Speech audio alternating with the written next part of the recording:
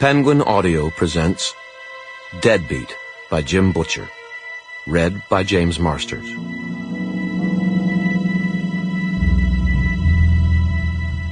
Chapter 1. On the whole, we're a murderous race. According to Genesis, it took as few as 4 people to make the planet too crowded to stand, and the first murder was a fratricide. Genesis says that in a fit of jealous rage, the very first child born to mortal parents, Cain, snapped and popped the first metaphorical cap into another human being. The attack was a bloody, brutal, violent, reprehensible killing.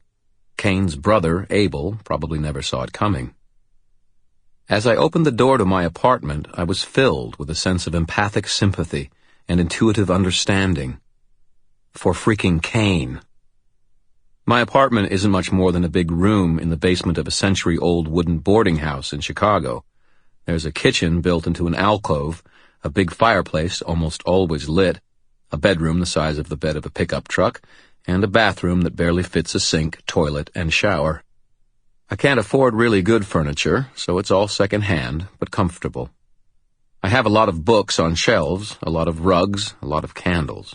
It isn't much, but at least it's clean. Or used to be. The rugs were in total disarray, exposing bare patches of stone floor. One of the easy chairs had fallen over onto its back, and no one had picked it up. Cushions were missing from the couch, and the curtains had been torn down from one of the sunken windows, letting in a swath of late afternoon sunshine, all the better to illuminate the books that had been knocked down from one of my shelves and scattered everywhere, bending paperback covers, leaving hardbacks all the way open, and generally messing up my primary source of idle entertainment. The fireplace was more or less the epicenter of the slob quake. There were discarded clothes there, a couple of empty wine bottles, and a plate that looked suspiciously clean, doubtless the cleanup work of the other residents. I took a stunned step into my home. As I did, my big gray Tom, Mr., bounded down from his place on top of one of the bookshelves, but rather than give me his usual shoulder block of greeting, he flicked his tail disdainfully at me and ghosted out the front door. I sighed, walked over to the kitchen alcove, and checked. The cat's bowls of food and water were both empty. No wonder he was grumpy. A shaggy section of the kitchen floor hauled itself to its feet and came to meet me with a sheepish, sleepy shuffle. My dog, Mouse, had started off as a fuzzy little gray puppy that fit into my coat pocket. Now, almost a year later, I sometimes wished I'd sent my coat to the cleaners or something. Mouse had gone from fuzzball to fuzz barge. You couldn't guess at a breed to look at him, but at least one of his parents must have been a woolly mammoth. The dog's shoulders came nearly to my waist, and the vet didn't think he was finished growing yet.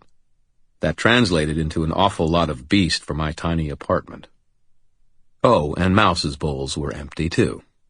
He nuzzled my hand, his muzzle stained with what looked suspiciously like spaghetti sauce, and then pawed at his bowls, scraping them over the patch of linoleum floor.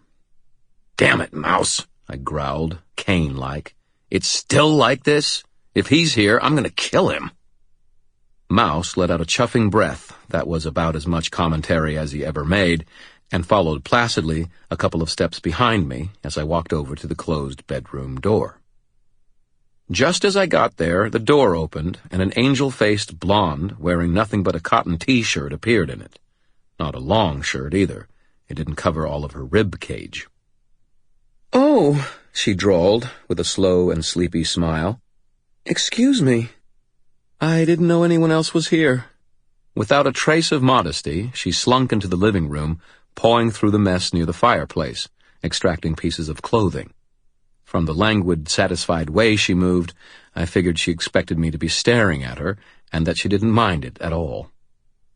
At one time, I would have been embarrassed as hell by this kind of thing, and probably sneaking covert glances.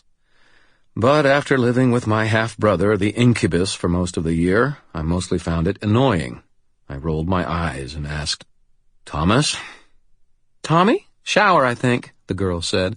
She slipped into jogging wear, sweatpants, a matching jacket. Sample complete. Ready to continue?